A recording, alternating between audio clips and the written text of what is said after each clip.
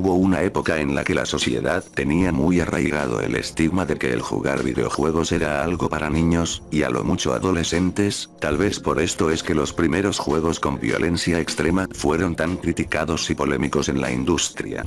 Sin embargo, el día de hoy dejaremos de lado este tópico y nos adentraremos en otra categoría del entretenimiento virtual. Estamos hablando de los videojuegos para adultos o con contenido bastante subido de tono, que claro, cualquier padre de familia se escandalizaría al saber de la existencia de este mundillo, así que sin más demoras veamos algunos de los títulos más representativos de este curioso ámbito.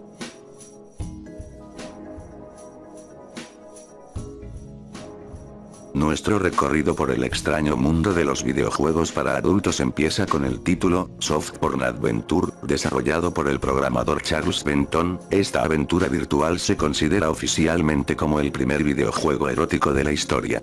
La premisa era la de controlar a un fiestero con mala suerte, que busca ciertos objetivos que le permitirán ganarse el afecto de 3 mujeres hermosas, aunque el juego requería la introducción de un código para acceder al contenido más explícito y obsceno que le colocaron.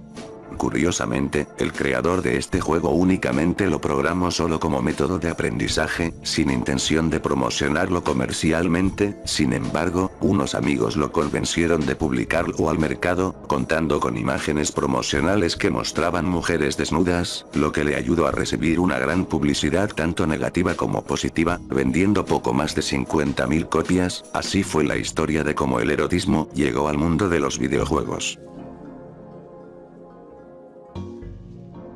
Esta entrega no debe confundirse con los populares personajes de los cómics de Marvel. X-Men en realidad se trataba de un breve juego publicado en 1983 para la consola Atari 2600, en donde se controlaba a un hombre desnudo en un laberinto. Su objetivo era llegar a la puerta en el centro del escenario evitando varios obstáculos como tijeras, cangrejos y dientes.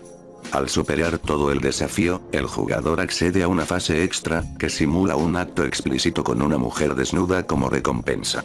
Siendo el único juego de la compañía Universal GameX, este recibió protestas de grupos feministas, y la mayoría de los minoristas se negaron a venderlo, manteniéndose oculto en las tiendas de videojuegos o pudiendo ser comprado por correo para evitar problemas. A inicios de los años 80, surgió una pequeña desarrolladora de videojuegos llamada Mystic, la cual pasó a la historia como la creadora de algunos de los títulos más infames en la historia de los videojuegos. Su principal obra fue el repudiado Custer Revenge, para Atari 2600, un controvertido videojuego explícito donde se controlaba al general George Armstrong Custer. Este tenía como objetivo superar varios obstáculos para conseguir su meta, que era el poder abusar carnalmente a una mujer nativa americana desnuda de grandes pechos atada a un cactus, teniendo nuestro personaje una visible erección de gran tamaño. Aunque este fue el juego más conocido de Mystic, produjeron más entregas similares como Beat 'em Item, un videojuego todavía más grotesco que el anterior, pues aquí controlábamos a 2 mujeres desnudas que tenían que atrapar en sus bocas el líquido seminal que expulsaba un hombre con un miembro viril gigantesco. Bachelor Party y Gigolo fueron otras de las infames entregas de Mystic, de las cuales no hay mucho que decir pues siguen siendo lo mismo, minijuegos con temáticas explícitas que rayan en lo grotesco y lo ofensivo. Varios de estos títulos terminaron siendo fracasos comerciales, además de que la propia Atari empezó a ser más estricta con el contenido que se publicaba en su consola, por lo que eventualmente Mystic terminó desapareciendo, dejándonos como legado estas verdaderas atrocidades. Mientras en Occidente se producían los primeros videojuegos eróticos, Japón hacía lo mismo pero a su manera, con algunas entregas bastante enfermizas o bizarras, como suele ser usual en el país. En aquel lado del charco, a este tipo de videojuegos se les conoció como Eroch, y el primero de todos fue Nightlife de 1982, un simulador erótico bastante simple con imágenes gráficas y algunas mecánicas extrañas, como incluir un calendario para determinar el período menstrual de la mujer, y un catálogo de posiciones con ilustraciones en blanco y negro. Sin embargo, y más tarde, este tipo de juegos se empezaron a enfocar en temas controversiales como el abuso a mujeres o el llamado lolicón. Estos fueron los casos de videojuegos como Lolita Syndrome y 177, que abordaban este tipo de tópicos prohibidos. Lo más curioso es que algunos de estos videojuegos pseudoeróticos fueron desarrollados por Enix y Square en sus inicios, las mismas compañías que más tarde crearían franquicias aclamadas como Final Fantasy o Dragon Quest. Volviendo a Occidente, en 1983 se estrena el videojuego Swing Wing Symbols, una entrega destinada principalmente a bares, tiendas para adultos y clubs nocturnos en donde nuestro personaje se movía a través de un laberinto urbano, recolectando puntos como si fuera Pac-Man, antes de llegar a un burdel donde debe combatir enfermedades venéreas y recolectar llaves para desbloquear escenas gráficas y explícitas. No hay mucha información de este videojuego, más allá de algunas demostraciones en YouTube. Inspirada en el mencionado juego Soft Porn Adventure, la serie Leisure Suit Larry, es una saga de comedia para adultos que se centra en Larry Laffer, un hombre de mediana edad y sus intentos fallidos de seducir a mujeres jóvenes, retratándolo como un ligón fracasado. Un factor común entre los juegos son las exploraciones de Larry por hoteles, barcos, playas, complejos turísticos, casinos lujosos y cosmopolitas. Desde 1987 hasta 2020 se han sacado 10 entregas de esta serie, además de 4 remakes o remasterizaciones, convirtiéndose en una franquicia ciertamente rentable en el ámbito de los videojuegos para adultos, teniendo éxito por su comedia sexual y su humor bastante subido de tono. Girls Panic es una serie de videojuegos eroch, en donde en cada una de sus entregas, el objetivo es descubrir la silueta del fondo con un marcador hasta que al menos el 80% de la silueta esté descubierta, generalmente mostrando una foto de una modelo en ropa interior o haciendo topless, dependiendo la versión. En algunas entregas, las mujeres que se pueden observar son animaciones y en otras se tratan de imágenes de mujeres reales. Voyeur es un videojuego interactivo lanzado en 1993 que poseía un atractivo bastante peculiar, el contener material explícito de las secuencias de vídeo que incluían varias escenas de sexo simulado. En sí, la historia del juego no era precisamente erótica, pues el jugador asume el papel de un investigador privado contratado por una adinerada familia, para cazar y desenmascarar a un ejecutivo corrupto, por lo que el protagonista controla una cámara de vídeo ubicada en un edificio contiguo, para espiar la casa de la familia implicada en el caso. De esta forma, el jugador tiene la posibilidad de espiar a varios personajes en lencería y actos carnales, explorando y abordando prácticas tabús como el incesto y el sadomasoquismo. Entre finales de los años 90 e inicios de los 2000, el negocio de los videojuegos se convirtió en uno millonario, por lo que ahora, las consolas tenían más restricciones en qué tipo de contenido se podía publicar, siendo intolerable el material gráfico relacionado a lo erótico o la representación de la desnudez.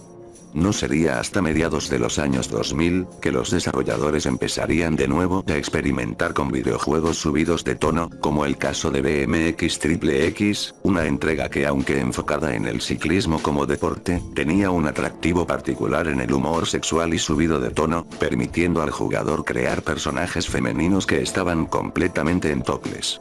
El juego también incluía imágenes desbloqueables de acción en vivo de strippers de la vida real, cortesía de un club nocturno de Nueva York. Aunque este juego originalmente sería uno normal enfocado en carreras de ciclismo, los desarrolladores vieron el mercado abarrotado de videojuegos de deportes extremos, además de una situación financiera terrible, por lo que decidieron insertar desnudez y humor maduro en el juego, para aumentar la publicidad y las ventas, tomando en cuenta que estaba de moda lo irreverente y lo polémico en los años 2000. Irónicamente, BMX 3X fue un fracaso comercial y motivo de varias demandas que llevaron a la empresa Acclaim, su distribuidora, a la total bancarrota. Como se mencionó, ahora en los años 2000 estaba de moda lo irreverente, lo atrevido y lo polémico, por lo que otro juego también se arriesgó a irse por el contenido para adultos para conseguir algo de popularidad. El caso en cuestión fue el de la entrega, The Guy Game, del año 2004, un videojuego presentado al estilo de un concurso de preguntas y respuestas, que permitía hasta 4 jugadores compitiendo y respondiendo preguntas de opción múltiple y minijuegos, todo ello acompañado de imágenes reales de mujeres jóvenes en bikini durante sus vacaciones de primavera.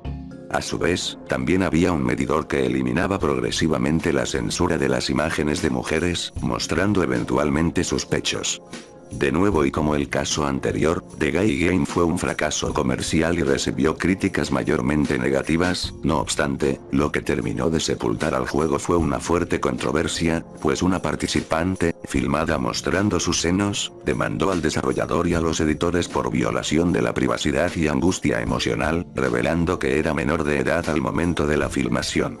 Este incidente terminó por matar por completo cualquier pequeño éxito financiero que existiera alrededor del título.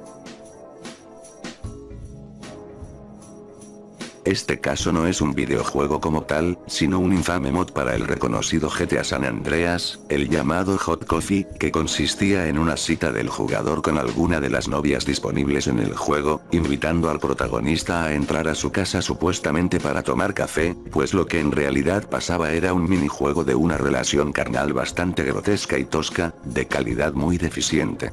Esta característica fue bloqueada dentro del videojuego antes de su lanzamiento, pero sus datos en el código de programación no fueron borrados, por lo que un modificador logró desbloquearla y pronto esta característica empezó a aparecer en varias copias del juego, generando una fuerte controversia.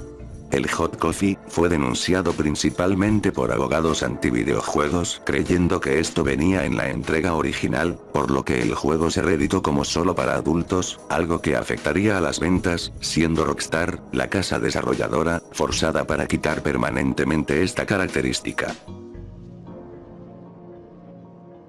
Red Light Center, es un mundo virtual similar a Second Life, creado en 2005 e inspirado en el barrio rojo de Ámsterdam.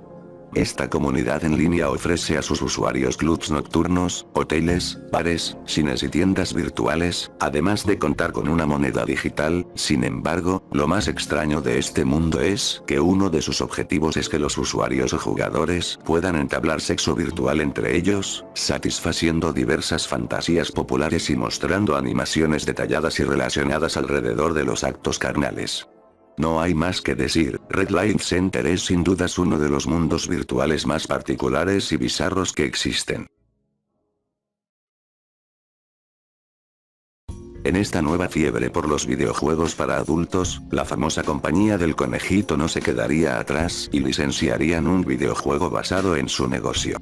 Playboy de Mansión pone a los jugadores en el papel del fundador de la empresa, teniendo como objetivo construir el famoso imperio desde cero, comenzando con una modesta revista, pasando por el patrocinio de celebridades, el entretenimiento doméstico, los sitios en línea y la mercancía.